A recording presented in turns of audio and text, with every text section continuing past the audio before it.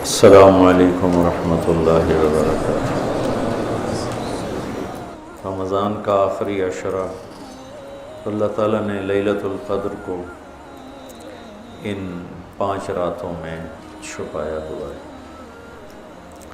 پہلے یہ تعیین کے ساتھ مقرر ہو کر آ رہی تھی۔ آپس کے جھگڑے ایسی نحوست ہیں کہ آپ خیمے سے باہر آئے، 2 صحابہ آپس میں ان کی کوئی تلخی ہوگی، ان کی آوازیں اونچی ہوں، جھگڑا بڑھ گیا تو آپ نے باہر تشریف لا کے فرمایا کہ میرے اللہ نے مجھے شب قدر بتا دی تھی کہ فلاں رات ہوا کرے گی، لیکن تم لوگوں کے جھگڑے کی وجہ سے اللہ تعالیٰ نے اس کو اٹھا لیا اور چھپا دیا، اور اب تم اسے طاق راتوں میں تلاش کرو، 21 میں، 23 میں، 25 میں، 27 میں، 29 میں اس کو تم تلاش کرو۔ آپس کا اختلاف صحابہ کا تھا، 2 صحابی آپس میں کس بات پہ الجھ گئے پتہ کوئی نہیں۔ بظاہر تو وہ ایک تعیین اور ایک مقرر عدد، مقرر رات اٹھ گئی، لیکن یہ بہت بڑی خیر ہوئی۔ اگر یہ رات متعین ہوتی کہ 21 کی رات شب قدر ہوا کرے گی، یا 27 یا 23 یا 25 یا 29، اور آنے والے زمانے میں غفلت تو ہونی تھی، جہالت بھی ہونی تھی، نافرمانی بھی ہونی تھی، رات متعین ہو، لوگوں کو پتہ ہو آج شب قدر ہے، پھر لوگ نافرمانی کرتے تو نقد عذاب آتے۔ تو اللہ تعالیٰ نے اس چھپانے میں بھی اپنی رحمت کو شامل حال کیا۔ جب ایک آدمی شراب پی رہا ہے، اسے پتہ ہی نہیں شب قدر، کسی کو بھی نہیں پتہ کہ آج ہے۔ ہم تو 5 راتیں چھوٹی انشاءاللہ جا کے، آپ تو ویسے ہی علم میں مصروف ہیں، تو چلو آپ کی برکت سے ایک حدیث بھی یاد آ گئی۔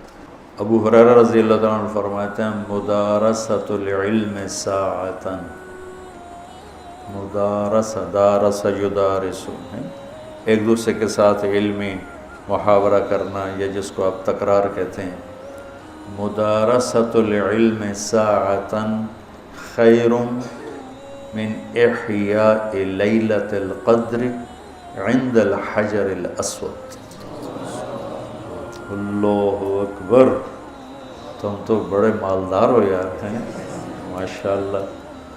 آپ کی رات اللہ کے فضل سے علم میں گزرتی ہے، تو اور لوگ بھی بیٹھے ہیں، میں ترجمہ کر دیتا ہوں۔ چند گھڑی، تھوڑی دیر کا علمی مذاکرہ، علمی گفتگو، علم کی طلب میں، علم کی تلاش میں، مناظرہ نہیں ہے، لڑائی جھگڑا نہیں ہے، علم کی طلب اور تلاش میں تھوڑی دیر علم کا مذاکرہ اور علم کی بات چیت، یہ حجر اسود کے سامنے کھڑے ہو کر لیلۃ القدر میں ساری رات نفل پڑھنے سے بہتر ہے۔ لیلۃ القدر بذات خود خیر من 1000 شہر ہے، ٹھیک ہو گیا، اور حرم کی ایک نیکی 1,00,000 کے برابر ہوتی ہے، یہ بھی ٹھیک ہے، معلوم ہے، حرم مکہ کی ایک نیکی 1,00,000 کے برابر، تو یہ رات حرم میں 1,00,000 راتوں کے برابر ہوگی۔ 1,00,000 کو 1000 سے ضرب دیں تو کتنا بنے گا؟ مولوی شاید بتائے گا، حساب اچھا کرے گا۔ 10 کروڑ مہینے بنتے ہیں، 10 کروڑ مہینے بنتے ہیں، 10 کروڑ مہینوں کے سال بناؤ، لاکھوں سال بنتے ہیں، ہزاروں سال بنتے ہیں۔ تو علم کا مذاکرہ، علم کی طلب میں، علم کو سیکھنے کے لیے تھوڑی دیر بیٹھنا، وہ حجر اسود کے سامنے لیلۃ القدر میں ساری رات نفل پڑھنے سے بہتر ہے۔ یہ تو ہو گیا عام دنوں میں۔ جب یہ علم کی طلب رمضان میں ہو تو ہر عمل پہلے ہی 70 گنا بڑھ جاتا ہے۔ فرض علم کی طلب تو فرض ہے، تو فرض 70 گنا ہو جاتا ہے، نفل فرض بن جاتا ہے، تو اس کو ملٹیپلائی کرنے کے لیے کوئی کمپیوٹر بھی کام نہیں دے گا۔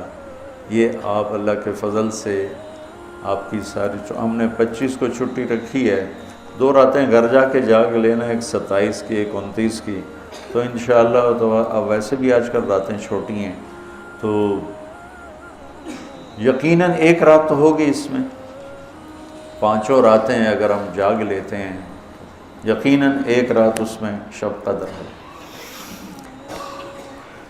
تو اللہ کے نبی شد المیزر ان آخری عشرے میں خوب محنت فرماتے، کمر کس لیتے، اور ساری زندگی اعتکاف بیٹھے۔ آپ نے کبھی اعتکاف نہیں چھوڑا، فتح مکہ پہ چھوٹا، لیکن شوال میں آ کے بیٹھے، 1 مہینہ پورا اعتکاف کیا، پھر 20 دن کیا، پھر 10 دن، پھر 9 رمضان میرے نبی کو ملے، 9 رمضان۔ تو 1 میں اعتکاف چھوٹا اور باقی میں آپ نے مسلسل اعتکاف فرمایا۔ لیلۃ القدر کی صرف تلاش نہیں بلکہ اعتکاف اللہ کے در پر پڑ جانا ہوتا ہے۔ تو اعتکاف اللہ کے در پہ پڑ جانا ہے، اور اعتکاف والوں کو فضیلت ہے کہ وہ سوئے بھی ہوں تو ان کے لیے عبادت لکھی جاتی۔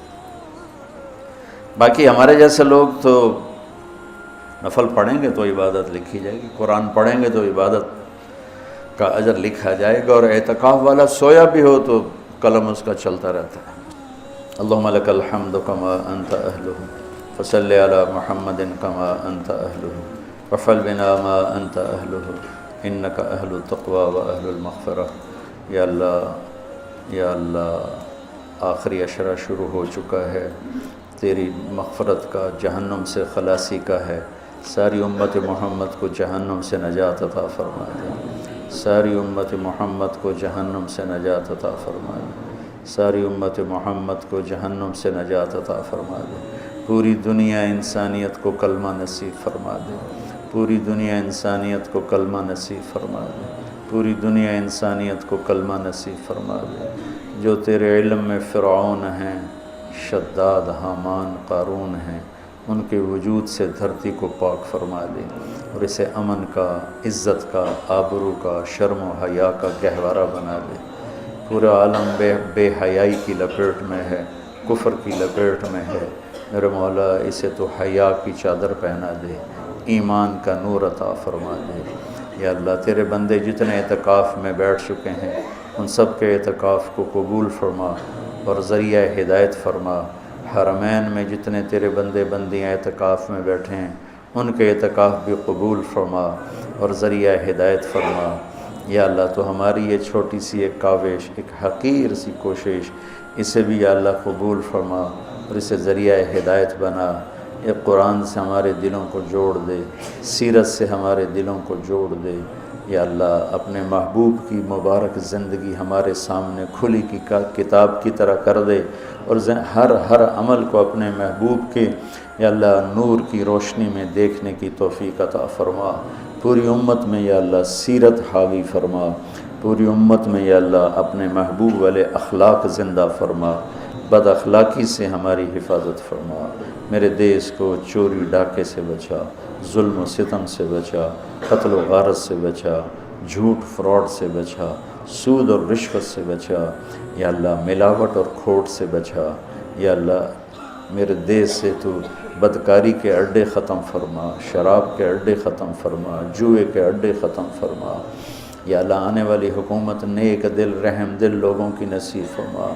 ہمیں یا اللہ ایسے لوگوں کے حوالے نہ فرما جو بددیانت ہوں، جو دھوکے باز ہوں، جو مفاد پرست ہوں۔ ہمیں ایسے لوگوں کے حوالے فرما جو ملک کے، قوم کے، عوام کے خیر خواہ ہوں، ان کے درد کو اپنا درد سمجھیں اور ہمارے غم کو اپنا غم سمجھیں، ہمارے دکھ کو اپنا دکھ سمجھیں۔ ہمیں ایسے نیک لوگ نصیب فرما۔